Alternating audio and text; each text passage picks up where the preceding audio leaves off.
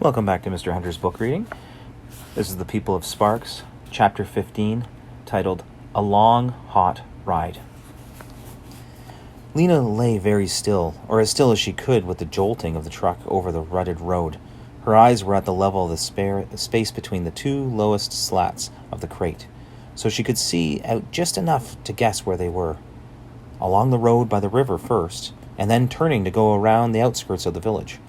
Occasionally she had heard someone call a greeting to Caspar, and she heard Caspar's voice returning it. Maddie never said anything that Lena could hear. After a while there were no more voices. The sun beat down on Lena's back, and she began to get terribly hot and uncomfortable. She thought it might be safe to sit up now. The sound of the wheels would muffle any sounds she made, and she was far enough toward the back of the truck so that Caspar and Maddie wouldn't see her moving. So she unfolded herself. She peered out and saw emptiness. Vast stretches of dry, brown, gold grass. No people, no houses. It was an enormous space. She had not realized any place could be so big. Sometime in the afternoon, because of the heat and the rocking motion of the truck, and because there was nothing else to do, Lena went to sleep. When she awoke, she could tell right away that it was nearly evening. The air was cooler, and the sun was so low in the sky that she could no longer see it overhead. Its slanting rays came between the slats of her crate. A cramp gripped into her stomach. It was partly hunger. She hadn't thought to bring any food with her, but it was mostly fear. They must be close to the city, and when they arrived, what would she do? And what would Caspar do when he found her? The truck slowed and came to a stop. Lena felt Caspar and Maddie jump down. "This looks like a good enough place," said Caspar's voice. "Near the water, anyhow." "Looks all right to me." That was Maddie's voice.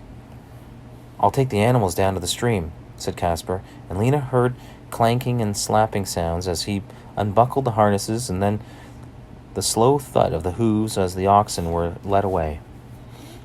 What was Maddie doing? Lena heard a few footsteps, some rustling among the grasses, and then there was silence. She had to move. Her legs were cramped, and she had a pain in her back. Cautiously, she stood up.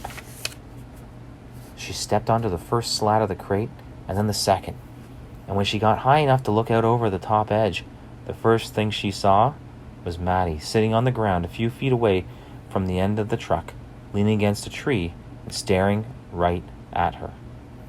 "Well, well," said Maddie. "Look who's here." Lena just stared. She couldn't move. Maddie heaved herself up from the ground and came over to the truck. She regarded Lena with a look that was half puzzled and half amused. "What in the world are you doing here?" "I want to see the city," said Lena. "Don't you know it's a 5-day journey? How did you expect to ride in a crate all that time and not be discovered?" 5 days? I thought it was 1 day. Maddie just shook her head. What are we supposed to do with you?" "I don't know," said Lena. She felt a trembling start up in her stomach. She should never have come. There was a long pause before Maddie spoke again. Then she said, "Listen, it would suit me fine if you came along to the city, if you're sure you want to." "I do want to," Lena said, though she wasn't really sure.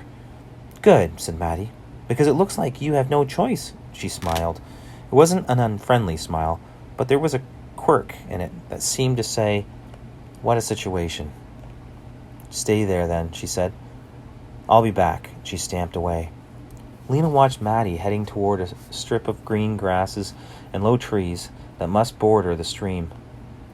At the edge of the strip, she could see Caspar and the oxen. In all directions, the landscape was the same she had seen that morning, gently rolling empty of buildings covered with brown gold grass. Here and there stood low, dark green, mushroom-shaped trees. 3 of them stood near the truck, their leaves dusty, their trunks thick and gnarled. The sun had gone down behind the hills in the west, and the sky there was scarlet. Though the air was still warm, Lena shivered. She sat back down in the crate, pulled her knees to her chest, wrapped her arms around them. Somewhere a bird sang its going-to-bed song. Then suddenly there were loud footsteps and Caspar's voice coming toward her, and in a moment Caspar's fist thudding against the crate. "Come out," he said.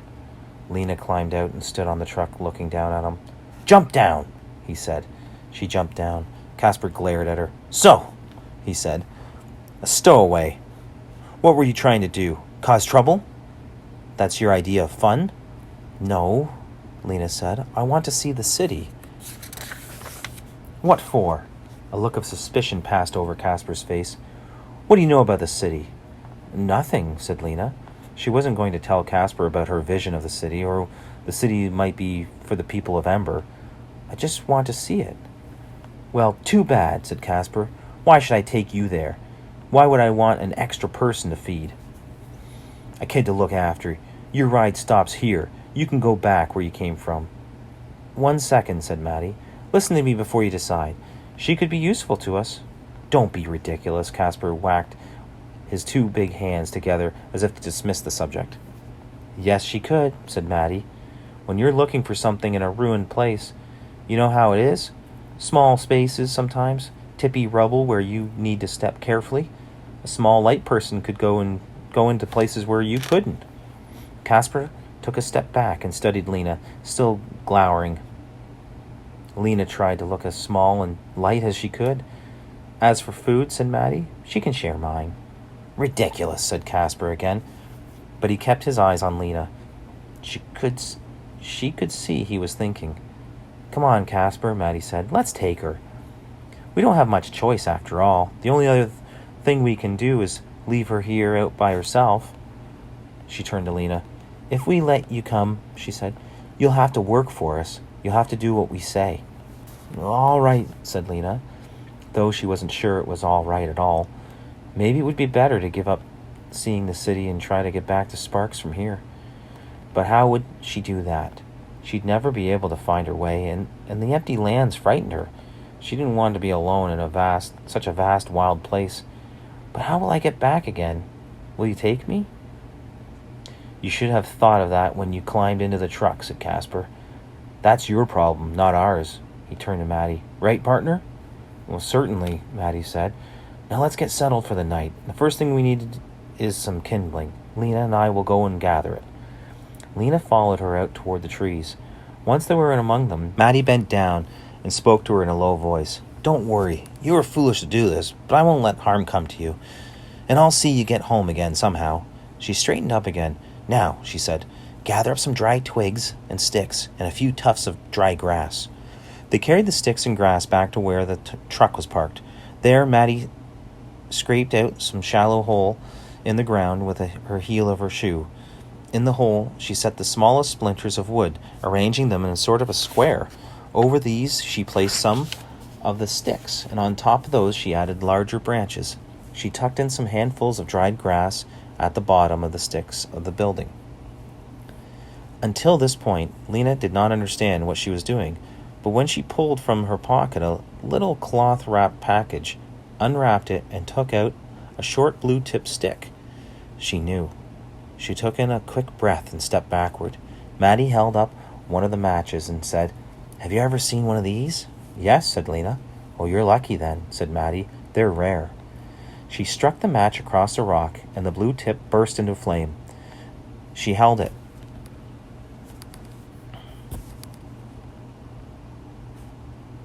She held it to the grass, and the grass sizzled and flared up.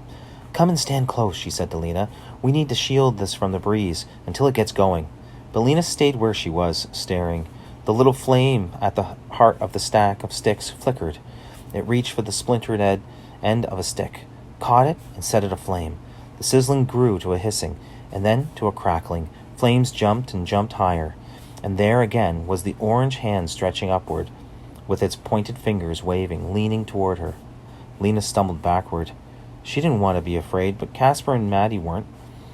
Casper had come back now and was crouching right beside the fire, feeding it with sticks and grass. But for Lena, it was if the flames were shrieking a message at her. "Run, run, run!"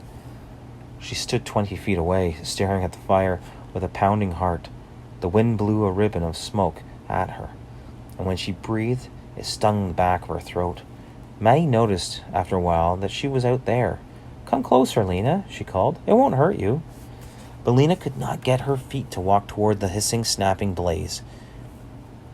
It might not hurt Maddie and Casper, but if she were the one to stand near it, she was sure It would reach for her with that orange hand, flickering its fingers against the ends of her hair or the hem of her shirt, and she too would flare up.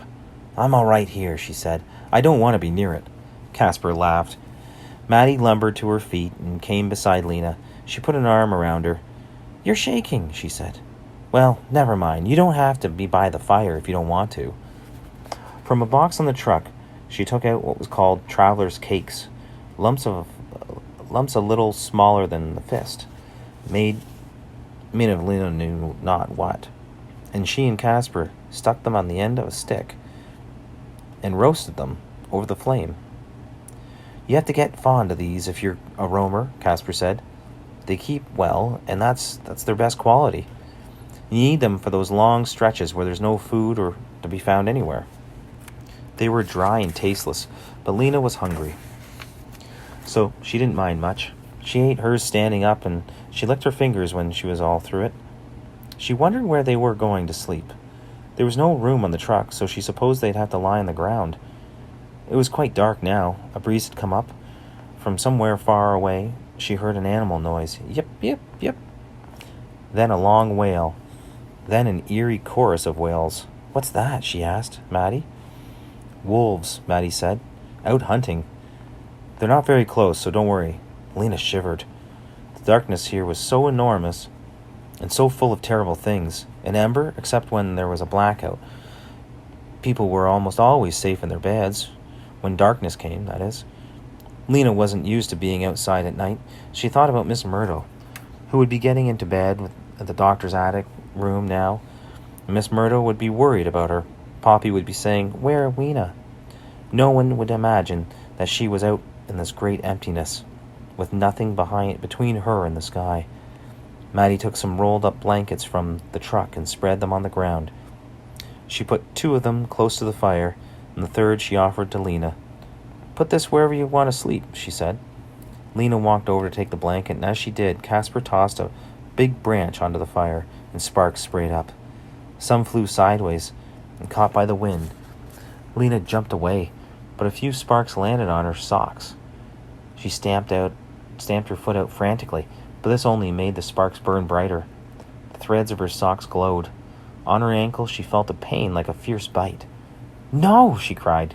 "Get it off me!" And she shook her leg and clawed at her sock with her hand. Panic rose up in her, and she would have taken off running if Maddie had not blocked her path and grabbed her with her strong arms.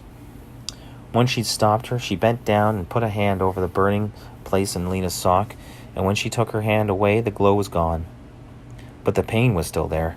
Maddie took off Lena's shoe and sock and poured cold water on the burn, but it didn't help much.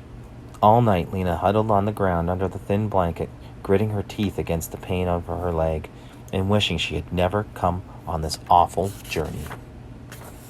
And that's the end of the chapter.